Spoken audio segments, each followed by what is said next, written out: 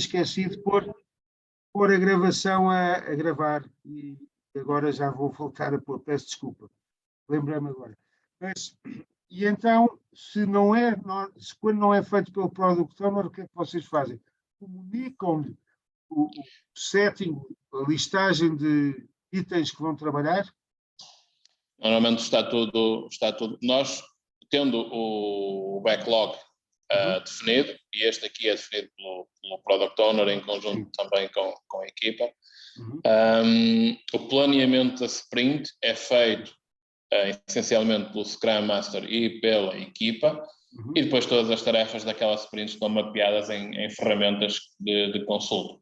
Consulta que o Product Owner pode consultar, é isso? Exatamente. Mas portanto, o Product Owner normalmente, a não ser que a coisa também, depois lá está aí, aqui se calhar também uma abordagem mais híbrida, a coisa começa a dar para o torto, normalmente também não participa nas dailies. Nas daily meetings também não é uma obrigatoriedade. O Scrum Master é que tem que estar sempre conjuntamente com a equipa. E vocês fazem mesmo dailies ou é dailies dia sim, dia não? Todos os dias? Fazemos, sim. Quanto tempo? 15 minutos? Depende do número de elementos. Tentamos sempre fazê-las o mais curtas possíveis, não divagar muito. Eu diria que normalmente perde-se à volta de 5 minutos por pessoa. É só mais numa abordagem de o que é que eu fiz, o que é que eu vou fazer. E não estamos ali para discutir problemas. E que ajuda é que precisa eventualmente também para haver interações colaborativas. Também fazem isso na daily. Sim. A ideia não é discutir o detalhe do problema ou arranjar ali a solução. Sim, não é uma reunião para isso. Aliás, quando há problemas maiores, não sei se vocês seguem isso, há uns sprints que podem ser diferentes. Por exemplo, num sprint de 15 dias, eu posso ter uma semana em que paro o trabalho de desenvolvimento e vou fazer experiências. É um spike, que é... Não fazem isso. Não. Para, tipo, olhar novamente para os itens, reformular, distribuir o trabalho melhor para depois facilitar o que é feito a seguir. Não? Fazemos isso, acabamos por fazer isso na retrospectiva. De outra forma, na retrospectiva e no planeamento da sprint seguinte, sim. Ok, é que em projetos muito grandes ou às vezes com várias equipas, porque há abordagens múltiplas, é que eu posso ter 3 e 4 equipas a fazer sprints em paralelo para um projeto maior. E depois acontece também no planeamento da sprint, muitas das vezes também estima-se de certa forma mal o tempo que se vai gastar, e isto serve também para afinar a sprint seguinte. Pronto, ok, isso são os tais princípios de melhoria contínua que o Agile deve estar.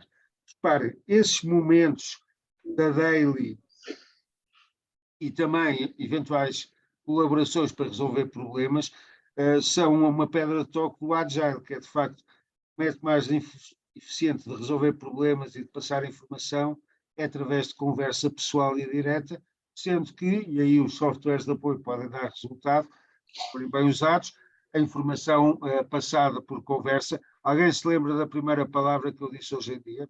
Hoje, na sessão de hoje? Ninguém se lembra. Provavelmente pedi desculpa porque estava na outra sala e não conseguia abrir a sessão. Acho que foi isso, mas nem eu me lembro. E por isso é que a tal conversa pessoal e direta é um bom princípio, mas tudo o que é informação relevante deve ficar registado para consulta e para acesso para não se perder, ok? Ora bem, mais alguns princípios aqui do Agile importantes. A principal medida de entrega é a entrega de funcionalidades do software, portanto, itens, releases já funcionais. Se estamos a desenvolver outro tipo de produtos ou de serviços, é entregar componentes já testados ou testáveis, já com nível de funcionalidade QB para poderem ser utilizados. Claro que se estou a desenvolver um produto que só pode ser utilizado quando toda a sua concepção estiver concluída, eu tenho que entregar subpartes que são testadas e que passam pelos critérios de aceitação. Há uma questão nestas entregas cíclicas e, portanto, ciclos de produção e entregas cíclicas no final, se possível, de cada ciclo. Há aqui uma questão que tem a ver com produtividade e sustentabilidade da produção e do desempenho das equipas que estão envolvidas. Numa empresa que só trabalha de software, qual é que vocês acham que é a maior componente e a maior fatia de custos? É o custo dos equipamentos, é a tecnologia ou é o trabalho dos especialistas? Especialistas. É os especialistas, quer dizer, o equipamento pode ser caro, mas vai-se amortizando nos vários projetos, não é? Mas é de facto o trabalho dos especialistas. E se esse trabalho dá poucos outputs, digamos que os outputs saem muito caros. Estou a simplificar muito, mas faz-lhes sentido o que eu estou a dizer. Não é? E, portanto, a questão de entregar os ciclos, entregar já produto estável ou produto pronto a ser lançado em release, é uma maneira de assegurar que o desempenho produz valor real e vai produzindo ao longo de todo o projeto. Há questões também aqui de melhoria e, portanto, promover, se nós tivermos hábitos de trabalho nas equipas que estão a desenvolver tecnicamente um produto, e se pudermos aprender os projetos anteriores, vamos apurando a excelência técnica e há coisas que, se já aprendemos a fazer bem, podemos replicar em novos projetos. Então há aqui uma lógica de maior eficácia, não é? Quando a arquitetura já foi testada e resulta, quando procedimentos técnicos produzem resultados com níveis bons ou elevados de qualidade e respondem aos requisitos e às expectativas, então nós podemos ser mais ágeis e produzir os tais componentes testáveis, os tais itens já funcionais com maior rapidez e com menos repetição de trabalhos. Depois há aqui outra lógica que vem do Lean, que é a simplicidade. É assim, há uma expressão que é o small is beautiful, não é por fazermos muito trabalho que nós somos melhores, é por fazermos o nível de trabalho suficiente para responder às expectativas e aos requisitos. E, portanto, eliminar trabalho que não traz valor é um princípio Lean e é um princípio do ágil. Portanto, simplificar em vez de complicar o trabalho dos especialistas passa por também maior e melhor diálogo entre as equipas, também com este princípio de poupança, porque assim as coisas têm valor, os itens que nós vamos desenvolver, devemos escolher para desenvolver os que têm mais valor e não os que têm menos valor, mas o valor também é função do esforço que nós temos que pôr nas coisas. Quanto menos esforço, melhor. E, portanto, há aqui uma ideia que é a preguiça inteligente.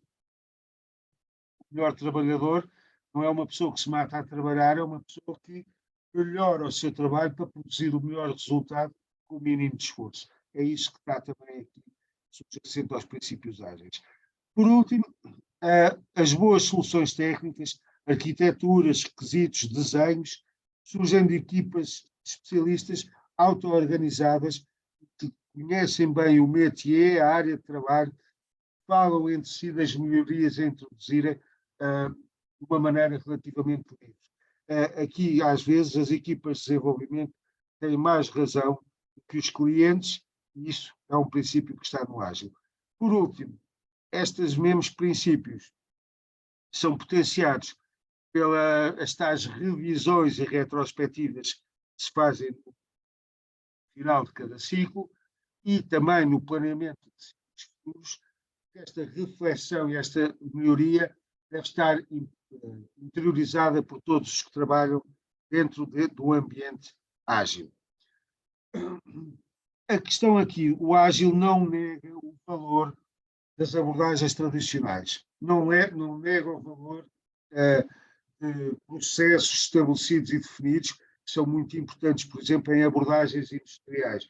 O que se diz é que conseguimos garantir mais valor, ou melhor valor, ou valor com mais facilidade de ser posto em produção e de ser posto a gerar valor ao serviço dos clientes ou dos stakeholders internos, seguindo estes princípios, do que assentar na organização estruturada e hierárquica, é o primado da transparência entre quem está a fazer, em vez do sigilo, é o primado da estabilidade em vez do planeamento rígido e fixo, é o primado da inspiração e do compromisso da equipa em entregar os tais resultados, em vez da gestão e retenção de formas muito formais do que é feito, é o primado das pessoas estarem motivadas por...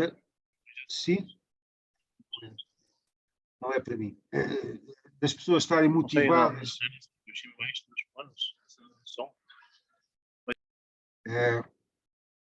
Aí entrou uma variável estranha na nossa agilidade, se eu já acabei. Mas é o primado destes princípios de auto-organização e de trabalho em que os especialistas veem reconhecido no dia a dia, porque vão produzindo as soluções funcionais já testadas. Portanto, é no fundo querer fazer bem aquilo que nós dominamos bem, em vez de estarmos só assentes em prémios ou castigos externos, como ferramentas, um bocadinho a cenoura e o chicote, como instrumentos de motivação exterior que se impõem às equipas técnicas. No fundo, há aqui uma questão de automotivação que é muito importante. E, por último, a ambição de fazer melhor e de entregar excelência em vez da obrigação de fazer melhor. Todos os itens são importantes, mas o que nos interessa aqui é, se calhar, fugir do paradigma das organizações hierárquicas em que o controle é como, por exemplo, o que acontece na defesa, no exército, na marinha, né? Em que o paradigma é o comando e controle. Daqui nós pretendemos, não é deixar de controlar, é controlando, mas abrindo um bocado asas de liberdade para encontrar formas de criar mais produtividade nas equipas, mais e melhor produtividade, não é só quantidade, é qualidade do que é produzido, melhor qualidade, mais satisfação do cliente, com mais interações com ele e mais comunicação aberta e transparente no que é possível, e, ultimamente, eliminando ineficiências, nós conseguimos tornar os projetos mais rentáveis para a empresa. Portanto, conseguir maior retorno de investimento, maior margem, porque isto, sendo aplicado, não é uma vez episodicamente, mas começando a ser aplicado a todos os projetos da organização, o objetivo estratégico é que a longo prazo os projetos consigam maior retorno, maior lucro, mais resultados e mais benefícios para a organização. E aqui isto acontece, é a tal mudança cultural. O ágil pode ser aplicado em muitas áreas, mas a própria organização continua a controlar e a governar os projetos e as operações da organização.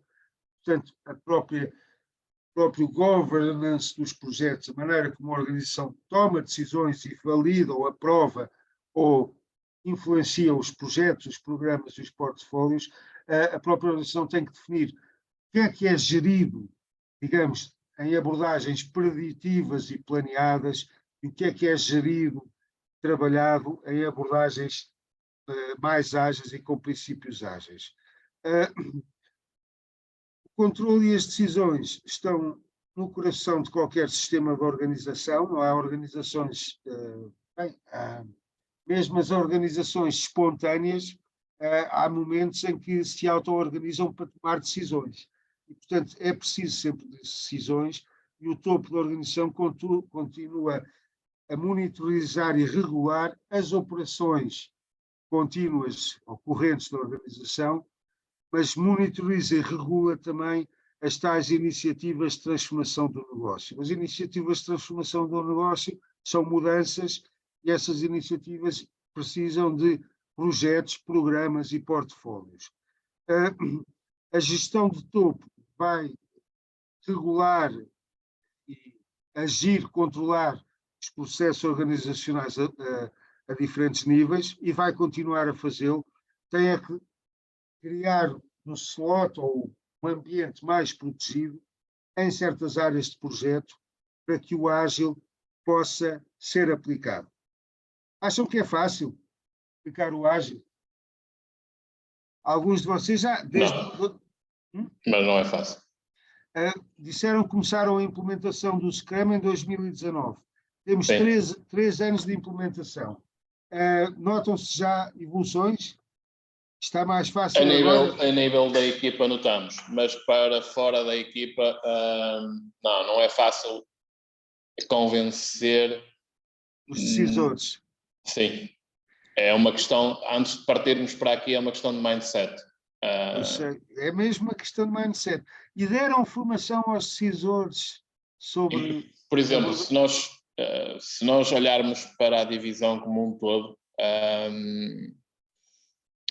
vemos que mesmo ainda dentro desta divisão, e nós somos cerca de 40 elementos, cerca de 20 no software, ainda há muitos que não estão alinhados para esta metodologia. E sim, foi dada aqui uma formação, já no início. Mas para o topo também? Ou só não percebi. para o topo, para os decisores de topo, para os diretores também? Também, sim. Também. Portanto, mas mesmo assim o mindset não mudou totalmente. Ainda está numa abordagem muito tradicional. As outras pessoas do software, que eu sei que também estão cansadas, mas notam que há mais aceitação destas abordagens ou continua a haver dificuldades neste link entre o modelo tradicional e o modelo ágil? Eu posso falar, por exemplo, Sim. deste último projeto. Sim. Acho que aplicamos muito mais esta parte da Agile do que em alguns anteriores. Temos mesmo uma pessoa que é mesmo dedicada só para a gestão de projetos, que não acontecia antes. Mesmo a forma de comunicação, a parte do WhatsApp, tipo, tudo ia acontecendo e íamos adaptando conforme as coisas foram acontecendo. Portanto, sim. E os decisores aceitaram essa transformação, incentivaram ou esperaram para ver? Estão a colaborar nessa transformação? Sim. Em vez de dificultar. Basicamente, há uma pessoa que foi contratada exatamente para fazer gestão de projetos na parte do IT. Portanto, tem que ser mesmo porque alguém lá de cima deixou. Percebeu que faltava um elemento ou alguém que catalisasse, que catapultasse essas abordagens. É uma hipótese, e os próprios Scrum Masters, nas abordagens mais alargadas de Scrum, quando foram implementadas, um dos seus papéis, para além do trabalho com a equipa, enquanto a equipa anda a desenvolver, às vezes eles estão a formar, a facilitar, a treinar novas equipas para estas abordagens noutras áreas da organização, noutras divisões, noutros departamentos. É uma das suas funções principais, o Scrum Master, é ser um facilitador do ágil dentro da organização. Se lhe derem poder para isso. Se não derem, ele pode saber, mas não tem autorização para o fazer. Ok? É uma área muito interessante. Reparem, de facto, podemos agora elencar aqui algumas barreiras que existem em muitas organizações a estas abordagens. Por um lado, tomada de decisão e as autorizações, as validações são muito centralizadas. Isso acontece na vossa organização?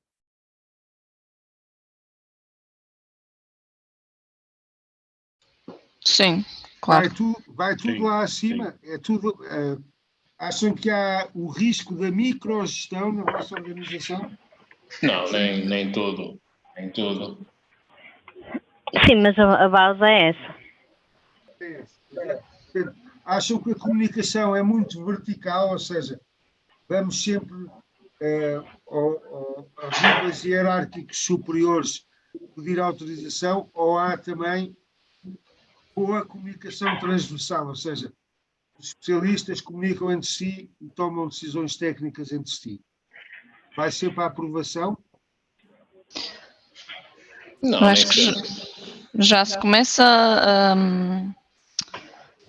a haver mais flexibilidade nesse sentido, okay. Portanto, mas ainda está lá ainda está lá o ainda está enraizado. Sim, sim, mas se forem só decisões muito, digo eu, mais críticas, que envolvam custos ou que envolvam decisões mais complexas, digamos assim, no dia a dia, eu julgo que não.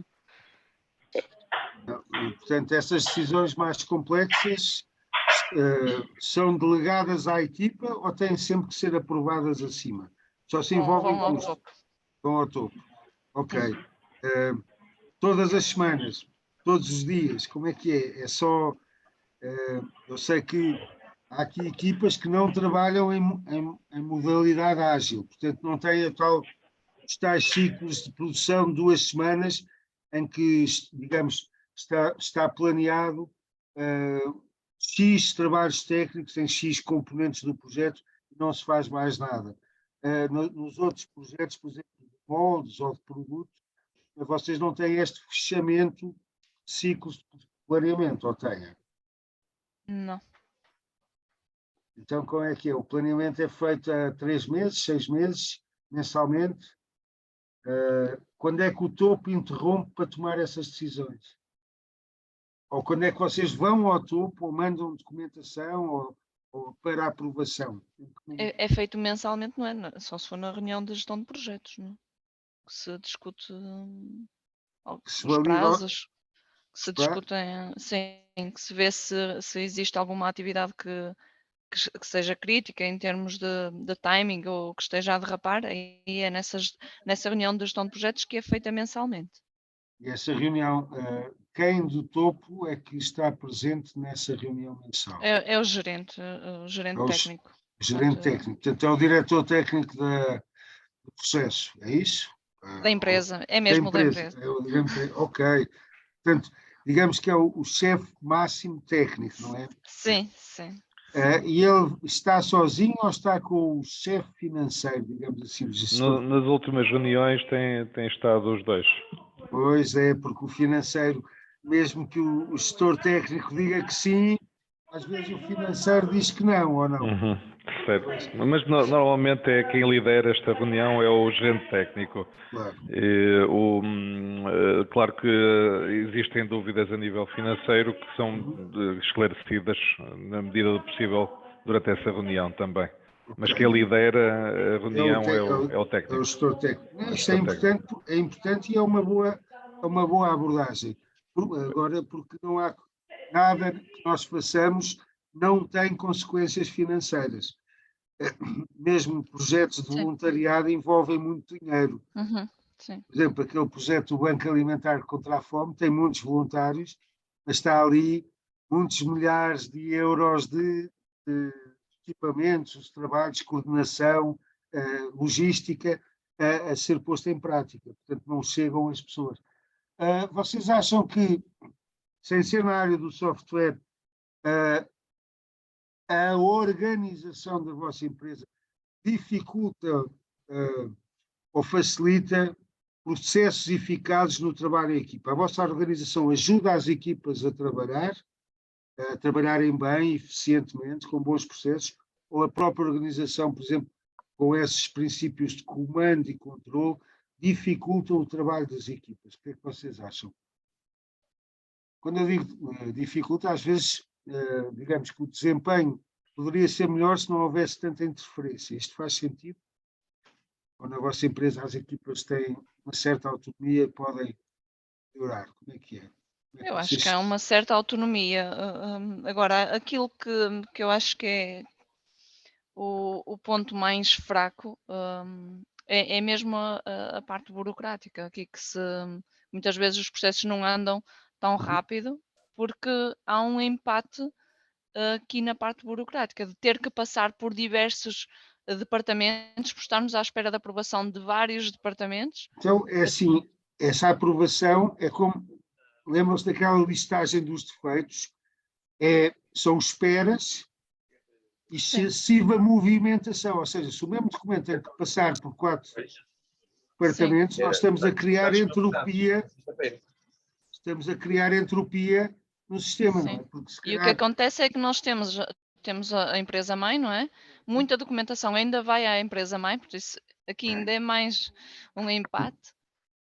E depois da empresa-mãe volta a Portugal e mesmo aqui em Portugal segue o percurso também dos vários departamentos, portanto, perde-se aqui muito tempo. Portanto, há aí processo de comunicação e validação que Sim. podiam bem ser objeto de melhoria, pelo que eu estou a ver, Sim, não é? muito, muito. Acho que é mesmo um ponto muito Agora- a melhorar.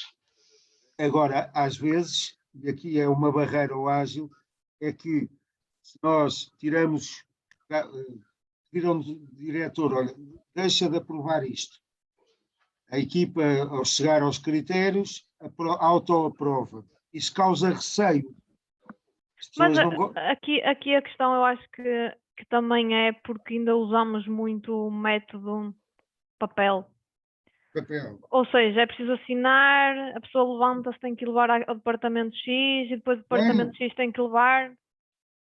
Ou seja, Porque, então e numa vez que não está informatizado, demora tempo. Pronto, porque também no chão, imagino que algumas das partes do trabalho técnico é feito em chão de fábrica ou na unidade, é isso? Sim. E na unidade, se calhar, há muitas coisas que ainda não estão formatizadas, há processos que ainda são de controle manual ou de controle pelas equipas que estão envolvidas, e isso dificulta, é? Sim. Ok, bem, então esses obstáculos já são obstáculos. Estou a ver que se nós desta formação saíssemos com uma lista de melhorias para os próximos ciclos, teríamos muitas. Algumas já foram identificadas no exercício do barco, mas hoje estão a surgir aqui pequenos obstáculos. Há muitos.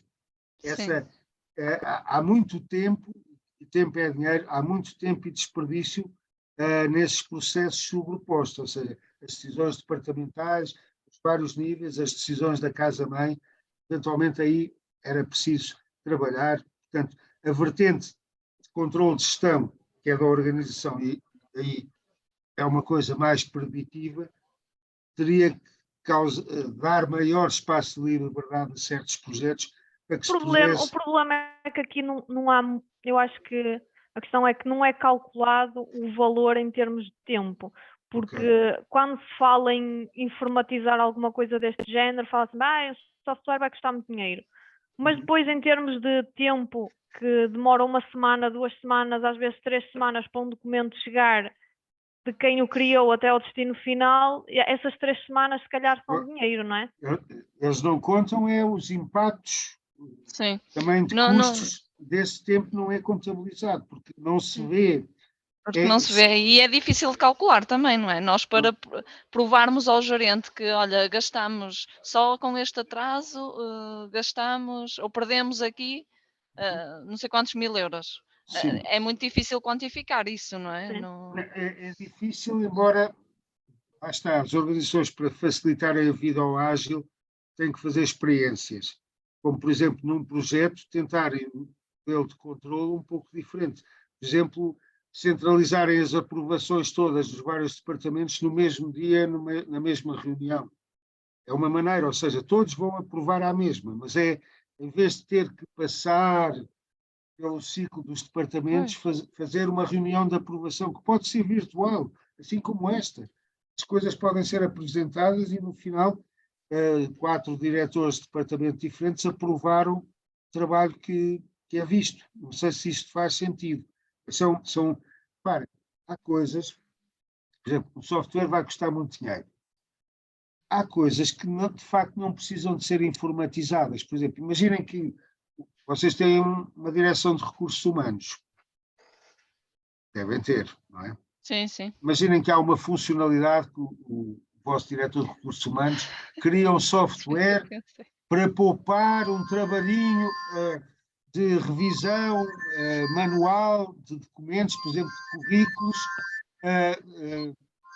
que, por exemplo, cria uma aplicação, uma funcionalidade no software em que ele, de vez em quando, 3 horas por semestre, portanto, 6 horas durante o ano, tem que estar a rever currículos à mão. E o que eu queria era que todos os currículos fossem digitalizados e os campos, ou seja, eu queria poupar esse trabalho de rever os currículos à mão. Vale a pena implementar uma funcionalidade num software que poupa só 6 horas de trabalho por ano a uma pessoa? É rentável para a empresa? É viável estar a implementar uma funcionalidade num software para isto? que é que acham? Se na prática estamos a falar de 6 horas de trabalho num ano, vale a pena investir nisso? Não, eu acho que não. Não, não é rentável. Agora imaginem que eu encontro uma funcionalidade, poupo essas 6 horas ao técnico de recursos humanos, mas a mesma funcionalidade pode ser usada noutros departamentos e eu vou poupar, digamos, 6 horas por ano em todos os departamentos ou em todas as secções da empresa. Aí se calhar já vale a pena, não é? É tal questão do valor do que nós estamos a fazer. Sim. E esse valor tem que ser, não pode ser determinado só pelo project owner, no caso, o dono do produto, nem pelo cliente, nem pelos stakeholders, tem que ser determinado também em conjunto com a equipa. E na questão do Agile e do Scrum, nós temos aqui 3 níveis que devem funcionar em articulação. Nós temos o tal dono do produto, o Product Owner, que é quem representa o negócio, é quem tem a visão das prioridades, das vantagens, dos requisitos de negócio, que em última análise é o que se tem que manter ou aumentar quando entregamos o resultado final de um projeto. Mas ele não é dono de toda a verdade. E há questões, é que a equipa técnica é que sabe o como. Os tais, no caso do software, quem está a desenvolver. E às vezes, para além da equipa, nós podemos ter um diretor técnico, foi isso que disseram em alguns projetos, é o diretor técnico que aprova certo trabalho. Eu posso ter que passar nas reuniões, antes de planear um novo ciclo de produção, passar por uma direção técnica, um líder técnico, que valide ou oriente prioridades para o próximo ciclo de desenvolvimento. Por outro lado, para o trabalho de desenvolver em si, em cada ciclo nós vamos trabalhar as próximas releases, o que vai ser posto em modo de funcionar ou de testar no próximo ciclo de produção. Quem me vai facilitar essa produção, pela sua ajuda à equipa, é o tal Scrum Master, isto das abordagens da gestão ágil, digamos assim, desta filosofia ágil. De facto, a organização ágil tem estas várias, temos que ter estas 4 componentes em articulação, e o funcionamento e o trabalho entre elas vai sendo melhorado gradualmente, também na revisão de cada ciclo e no planeamento dos ciclos a seguir. Portanto, estas 4 tipos de atores, o dono do produto, uma liderança técnica, o Scrum Master e a equipa, são, no fundo, os nossos agentes da melhoria do trabalho nos projetos. Ora bem, mais aspectos importantes.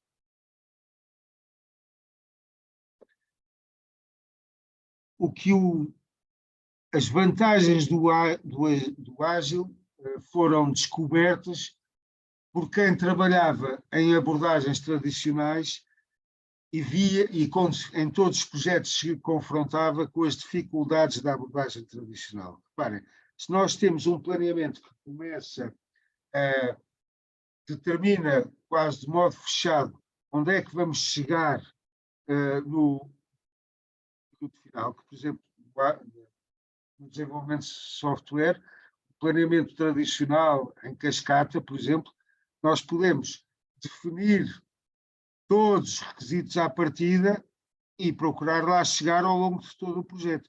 O problema é que às vezes a realidade muda, as prioridades mudam, e se nós não mudarmos o âmbito do nosso projeto, não mudarmos as prioridades e as funcionalidades, quando chegarmos ao fim, nós temos um produto que não vai satisfazer o cliente, não vai satisfazer os stakeholders. Enquanto que no Agile ou no Scrum, nós vamos alterando o caminho de maneira a que o produto final satisfaça totalmente, digamos, ao melhor possível, os requisitos e as necessidades do cliente. Basicamente, a diferença aqui é que nós, numa abordagem tradicional, primeiro planeamos, depois desenhamos a arquitetura ou concebemos as grandes linhas do que vamos fazer, depois vamos desenvolver ou executar os vários componentes, depois vamos testá-los, depois vamos corrigir os bugs, as ineficiências, depois testamos novamente e finalmente entregamos. Enquanto que no Agile nós planeamos pequenos ciclos, desenvolvemos, construímos, desenhamos, desenvolvemos e testamos, entregamos os resultados deste ciclo. Se há coisas que ficam por fazer, elas são integradas para o planeamento do próximo ciclo e assim sucessivamente até à entrega final. Há aqui muito maior controle sobre o que se vai fazer.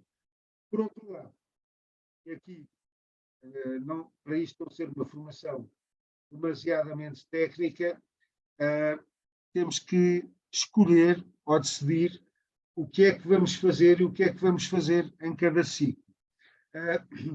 A escolha dos itens que vão ser trabalhados ou que vão ser incluídos não só no produto final, mas no ciclo de desenvolvimento que vamos pôr em movimento após o planeamento de ciclo, a escolha que deve ser feita em conjunto com o Product Owner, a equipa e o Scrum Master, em função de informação que nós recebemos do Product Owner, da sua interação com os stakeholders e com o cliente, a escolha dos produtos deve ser ditada pelo valor de cada item e o seu contributo para o valor final do produto que estamos a desenvolver, em função também do esforço que a organização tem que fazer para atingir esse item. Em princípio, nas escolhas, na seleção de itens que vão ser considerados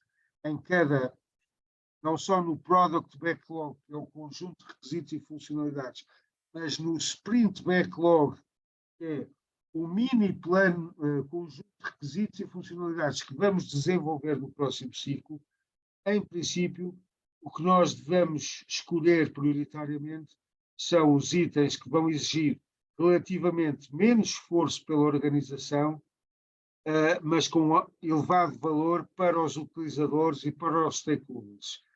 Por outro lado, itens com muito valor para os utilizadores, mas com muito esforço, é uma decisão que tem que ser ponderada, nem sempre são desenvolvidos, e em princípio, itens com pouco valor para os utilizadores e que exijam muito esforço de desenvolvimento ou de trabalho pelas equipas técnicas não devem ser selecionados.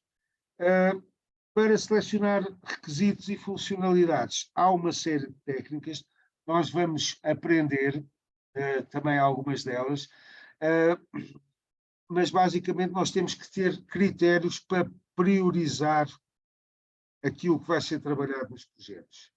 Há vários critérios e nos próximos dias também vamos incidir sobre isso. Mas antes de chegarmos aos critérios, eu gostava de abordar um tema que é muito útil nas abordagens ágeis, que é a questão dos user stories ou histórias de utilizadores. Eu sei que há pessoas aqui que já trabalham em método Scrum, mas sistematizando, ora bem, o backlog do produto, que é o conjunto de componentes, requisitos e funcionalidades vão constituir o resultado final de um projeto. Por princípio, e no mundo do software, Product Backlog nunca fica fechado, porque assim, ao acabar um projeto, os conjuntos as funcionalidades que já foram desenvolvidas podem ser objetos em futuros projetos de upgrades, novas versões, expansões. Isso acontece com os vossos produtos que não são software. Um produto, depois de estar encerrado, quando acaba um projeto, um novo produto, ele pode ser objeto de uma nova versão? Sim, pode. Pode? E isso é frequente ou é episódico? Temos o caso dos redesigns dos produtos, não é? É um redesign, é um novo projeto? Ou é o mesmo Às vezes é um novo projeto, sim. Ou melhor, é um novo projeto. É um novo projeto. Pode ser, Em geral. mas pode ter várias etapas. Há etapas que são aceleradas nesse redesign, ou não? Há coisas que ficam mais Sim, agilizadas. sim. Sim, há processos, por exemplo, nós nos moldes, há moldes, por exemplo, que são comuns, ou são os mesmos Ok. do projeto anterior, não é? Sim, Só mas aí especificamente já nos moldes. Mas, por exemplo, quase sempre é definida uma nova equipa e quase sempre a equipa não é a equipa que esteve no projeto original, por assim dizer. Ok. E porquê é que não é? Por opção, por limitação? Porquê é que não é a mesma equipa? Não é? Podem estar a trabalhar noutros projetos, pode ser uma razão de não termos as mesmas pessoas disponíveis. Ou é uma opção de... Não sei qual é a Não sabe a base. razão. Não. Mas em Eu diria geral... que a maior parte das vezes já por as pessoas depois ficam distribuídas noutros projetos. Ok. Portanto, Porque isto não é logo sequencial, não é? Pois, às vezes pode O até redesign ser... não aparece logo a seguir ao... Pode ser 2 anos depois, por exemplo. depende da disponibilidade da sim, equipa. sim. Depende da disponibilidade. Então é natural. Sim, mas eu também estou a pensar a nível de centralização da casa-mãe, não é? Porque a equipa começa sempre na casa-mãe. Portanto, e a casa-mãe, quando pede pessoas para uma equipa a Portugal, é por perfil técnico, é por análise de Não, isso depois é organizado entre as várias, no caso entre a planta-mãe e a pré-Portugal. Ok. Somos nós depois cá que definimos quem é a equipa que vai ficar com aquele projeto, Ok, no caso. ok. E vocês é que escolhem as funcionalidades técnicas, as especialidades técnicas. Não é a casa-mãe que pede, preciso de um engenheiro, processo... Não. É pré-Portugal que decide. Sim, a estrutura basicamente é quase sempre a mesma, de um projeto para o outro. Mudam as pessoas, não é? Exatamente. Quer dizer, e no software, uma vez que vocês já trabalham em Scrum, né, aquelas componentes aí, a equipa é sempre a mesma ou vai sempre mudando? Não, a equipa vai sempre mudando. Vai sempre mudando. Portanto, tentamos que haja um ou outro elemento comum que esteja mais orientado para um determinado OEM, porque traz aqui benefícios para a equipa, porque há sempre particularidades, mas são, no geral, equipas diferentes. Ok. Então é todos treinados para funcionar nessa abordagem ágil que vocês já estão a implementar. Todos na equipa já estão habituados a este processo de trabalhar em conjunto. Sim. Ok, isso é ótimo. Ora bem, em relação, né, isto aqui é um pequeno exemplo, temos o Product Backlog, é ordenado, em princípio, por ordem de importância e prioridade, ou seja, as primeiras coisas a fazer são aquelas que serão mais prioritárias para o próprio produto, que há coisas que têm que ser feitas antes e para o cliente ou para os stakeholders, portanto, e em cada ciclo é selecionado um conjunto, é o tal Sprint Backlog, no fundo é conjunto de funcionalidades e itens que vão ser trabalhados nesse próprio ciclo. Para nós escolhermos e avaliarmos as funcionalidades que vamos desenvolver, foi criada uma abordagem dentro das metodologias ágeis que eu considero muito útil, que é a questão dos user story, ou histórias do utilizador, ou histórias do usuário, que é uma visão de olhar para as funcionalidades na perspectiva dos utilizadores. E esta abordagem, que é muito útil no Ágil para definir concretamente o que é que vai ser feito em termos técnicos no desenvolvimento de cada funcionalidade, esta abordagem pode ser muito bem aplicada também em projetos não ágeis, ou seja, em projetos que seguem abordagens tradicionais. Basicamente, aqui há uma questão de linguagens. Vocês usam, na vossa abordagem, user stories, ou histórias do utilizador, no Ágil, no Scrum? Usam este formato de definição de funcionalidades através de histórias do utilizador? O Hugo já não está aqui, o colega já Cá não não está. está. Já não Ok, está. então não sei se a Rita estará por aqui, que ela também trabalha em Agile, também parece-me que não está aqui. Ok, Eu estou aqui. está. Vocês usam user stories como forma de clarificar as funcionalidades que têm que desenvolver nos próximos ciclos de produção? Histórias do É assim, quando eu digo que nós usamos um tipo de gestão de projeto mais ágil, é mesmo mais ágil, mas sem seguir bem estas coisas, ok? É mais híbrido. Nós vamos fazendo e vamos Fazer o que adaptando e tal. achamos. Não é seguir assim os passos como o Hugo estava a falar, é um bocadinho diferente. Não temos de qualquer maneira, não temos...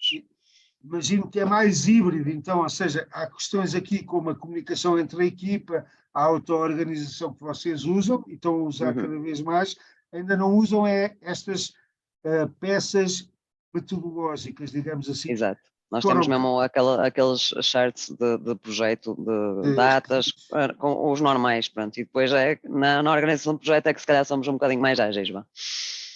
Portanto, vocês usam listagens de requisitos para cada funcionalidade, não é? Checklists de requisitos, levantam os requisitos e depois desenvolvem em função do checklist de requisitos. Basicamente. Ora bem, sim, basicamente. Então eu vou tentar explicar porque, como eu disse, esta metodologia das user stories pode-se aplicar em projetos tradicionais também. Eu uso-a, por exemplo, para definir projetos que esteja a conceber, e a questão é pôr-nos na cabeça de quem vai usar o resultado final do projeto, quem vai usar, no caso de um software, a aplicação. E a lógica aqui é que é muito difícil, embora exista um software que satisfaça todos os utilizadores. E como aqui nós queremos criar valor para os clientes, temos que procurar selecionar as funcionalidades que, se calhar, respondam a critérios que satisfaçam a maior parte dos utilizadores que vão utilizar depois do software. Então, o formato da user story é muito simples. É basicamente cada uma dos stakeholders que vai ser consultado para levantamento de funcionalidades e requisitos, vai escrever uma história sobre a sua utilização, o que é que ele lhe interessa. Por exemplo, eu, como diretor dos recursos humanos, quero que a aplicação me apresente uma tabela com a listagem salarial, de maneira a eu poder ordenar as várias categorias profissionais. Estava agora a dar um exemplo de como é que é escrita uma história do utilizador. E qual é a lógica aqui? É que nós não vamos, num software em ciclos de produção pequenos, por exemplo, de 15 dias, nós não conseguimos, nos 15 dias, desenvolver, por exemplo, um componente, uma subaplicação inteira em 15 dias. E um componente de uma aplicação, algum software, na abordagem ágil, chama-se um tema, ou seja, nós temos um livro que é um componente que agrega uma série de funcionalidades de um software. Cada tema pode ter vários subcomponentes, por exemplo, pode ter épicos, que são conjuntos de funcionalidades que servem o mesmo fim. E, por último, cada épico pode ter várias user stories, ou seja, tem várias histórias de utilizadores associados para poder clarificar para quem vai desenvolver o que é que vai ser feito no próximo ciclo de desenvolvimento. Em cada ciclo de planeamento ou de produção, cada sprint, que é o nome que se dá dentro do Scrum, nós não vamos conseguir, se calhar, desenvolver um epic inteiro, mas vamos desenvolver várias histórias do utilizador que podem, às vezes, ser decompostas em tarefas mais pequenas, e estas tarefas é que vão ser programadas ou desenvolvidas diariamente pelos vários elementos da equipa de projeto. Ora bem, isto aqui são alguns exemplos do que é que são user stories em projetos informáticos típicos. Alguns que nós, por exemplo, como cidadãos ou clientes, usamos. Imaginem que eu tenho um tema no meu software, imaginem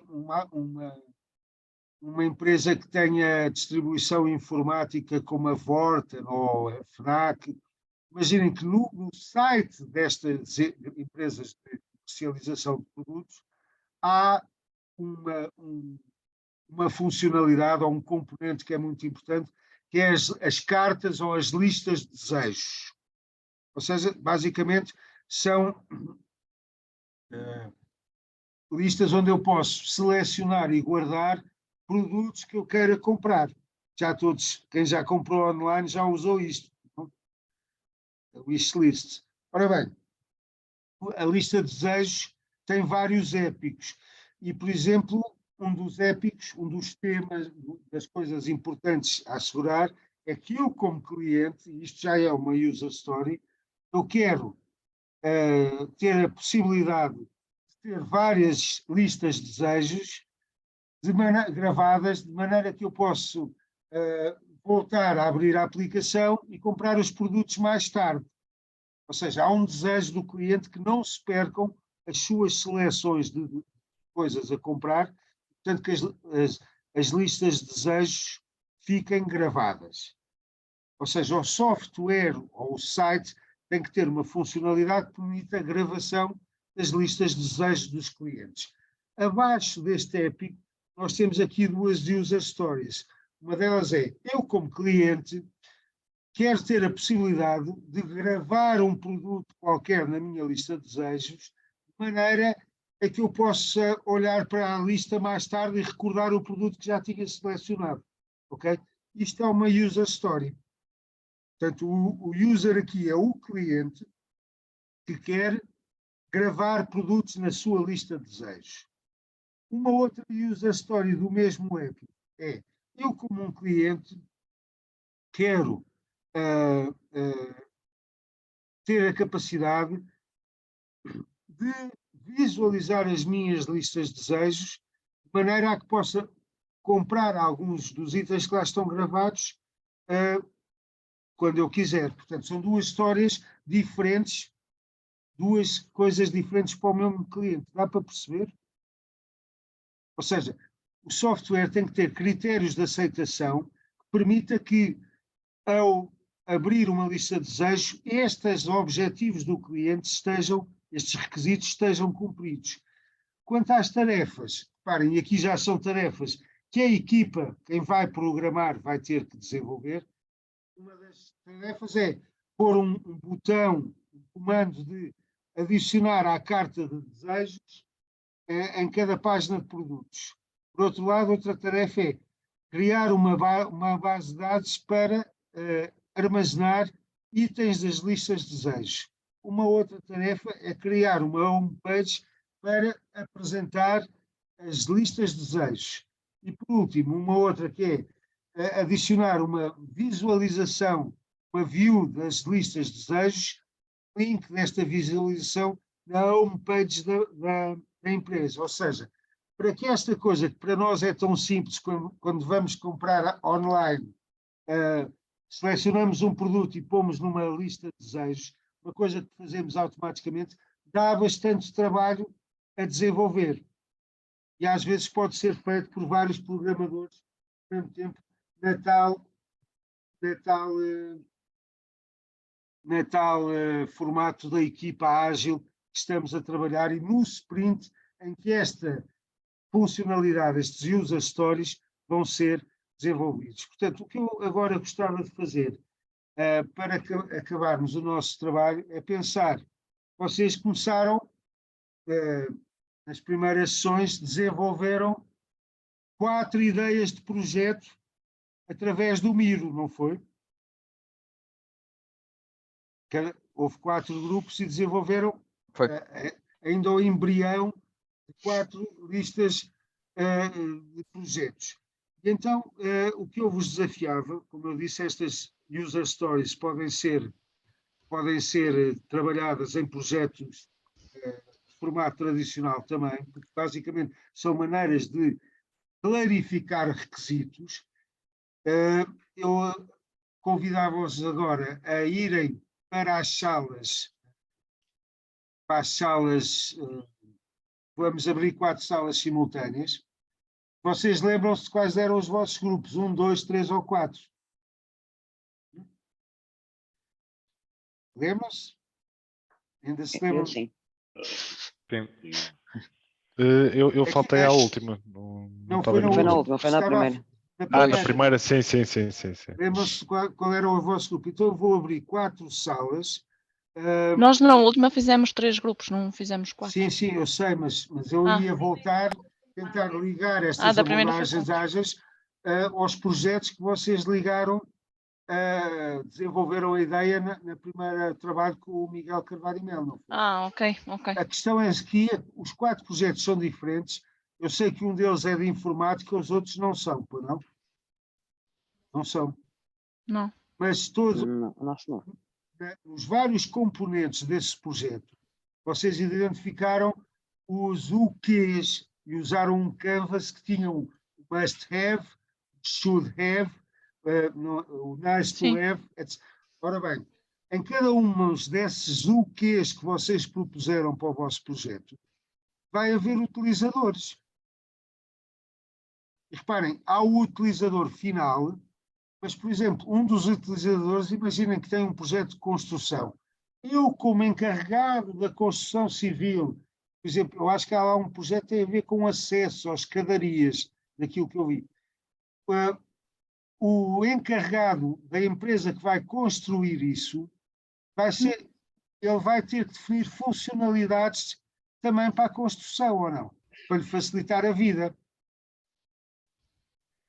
O que eu gostava que vocês agora fizessem, não vamos terminar isto hoje, mas vamos para as salas simultâneas e vamos tentar identificar utilizadores associados aos vossos projetos, porque não há só um utilizador, reparem, pode haver utilizadores mais frequentes, mas há utilizadores diferentes para o mesmo projeto, para os mesmos resultados dos projetos. Primeiro vamos tentar encontrar utilizadores que vão usar o vosso projeto, ou o resultado final do vosso projeto, ou participar do vosso projeto. Vão ser utilizadores na ótica de utilizadores participantes. E vamos tentar escrever histórias de utilizadores para eles, ok? Eu vou já abrir as salas, as 4 salas, portanto, quem é que se lembra de ser do grupo 1? Olha, posso só fazer uma questão? Pode dar um exemplo? Só um exemplozinho assim, só para nós perceber, para eu pelo menos perceber bem, eu se calhar não estive muito atenta, mas... Ok, então eu vou aqui compartilhar um outro exemplo de user story. Eu tenho aqui vários, depois partilho. Ok. Pronto, aqui em cima temos um.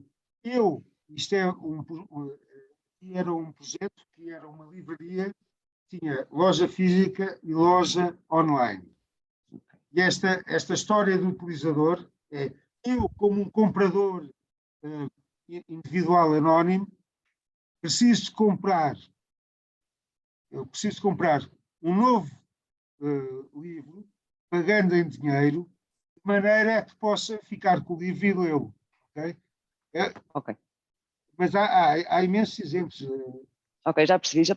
Já? Está visto? Sim, já percebi. Era só para perceber se era realmente uma história assim. Sim. É isso. Basicamente a questão, e depois vamos ver os pormenores técnicos para a próxima sessão, a questão é que as histórias, nós não podemos desenvolver histórias para todas as pessoas possíveis, todos os utilizadores, mas às vezes, para além do levantamento de requisitos que se fazem com alguns utilizadores, a própria equipa inventa utilizadores imaginários para cobrir mais requisitos técnicos do que estão a fazer, ok? Pronto, e é uma metodologia muito interessante que pode ser aplicada a todas as áreas, mas eu depois, se quiserem, vou-vos passar, vocês vão agora para as salas simultâneas. Lembram-se quais são os vossos grupos? 1, 2, 3 ou 4, que têm o link do Miro? Sim. Então, O nosso era o grupo 3. Ok, então podem se dirigir para as salas simultâneas. E eu depois vou-vos dar, se calhar vou fazer aqui um copy de uma Ok, é aqui na coisinha, é isso, João. sala É. no mais, serão salas simultâneas. Já podemos ir? Já podem, já. E eu depois vou só lá. Até já. Até já. Até já.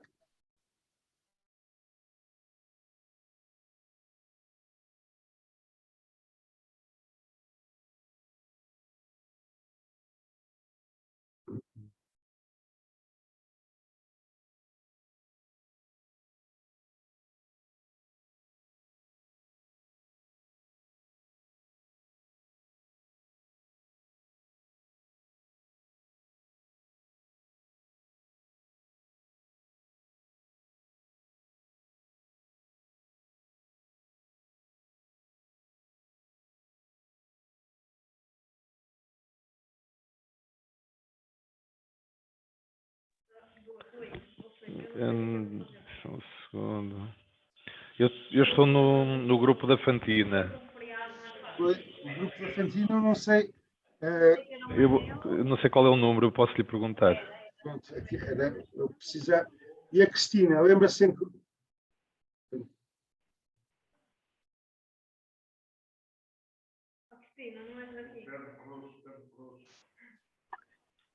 Miguel, se pudesse ajudar, estou perdida na sala. A Cristina, qual era o seu grupo? Lembra-se? Era o da plataforma de software.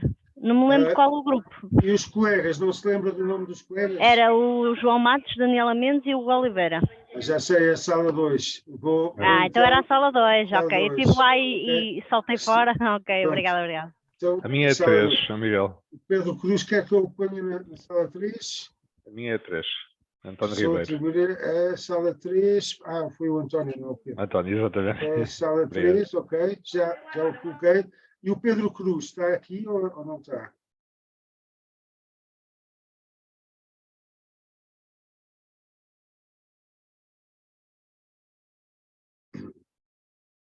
Henrique Pinto, qual era o seu grupo de projeto? Lembra-se? Catarina. Era o do É que há um grupo de criar, era de criar uma empresa na área do immobility. Uma fábrica. Uma fábrica de raiz, sim. Ok. Não se lembra do nome de alguns dos colegas que tinha na equipa?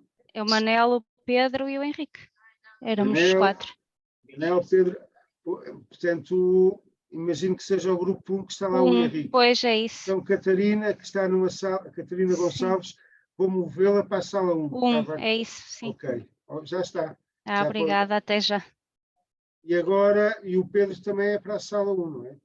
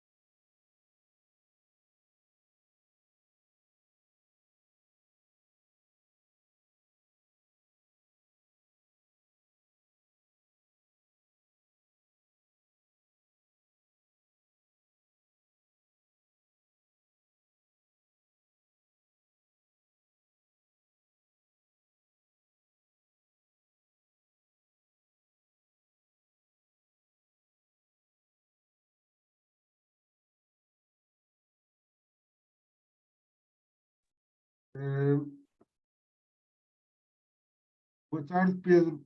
Está aqui ou não? Bom dia, Fernando. Estive-me a ausentar. Pois eu sei, era só para saber, o Pedro trabalhou em que projeto? Com que colegas é que trabalhou? Eu sei um bocadinho antes de iniciar sequer, mas que é da aula passada. Não, desde as primeiras aulas com o Miguel Carvalho e Mel, que criaram as ideias dos vossos projetos, com quem é que trabalhou? Ok, deixa-me ver se eu me recordo. Já sido com a Cristina, a Daniela e o João Matos? Ou com o António? Não. Com o André Maia, com o Bruno e com a Mónica? Com o António Ribeiro, a Fantina, a Joana, a Marta Ramos e a Rita Costa? Não se lembra? Não me lembro. Não conhecia ninguém na equipa? Não, não era ninguém de informática. Não era ninguém de informática? Não. Ok, então... Então era sala 1 ou sala 2. Deixa eu ver se era a sala... A sala 1 é o André, o Bruno e a Mónica Silva.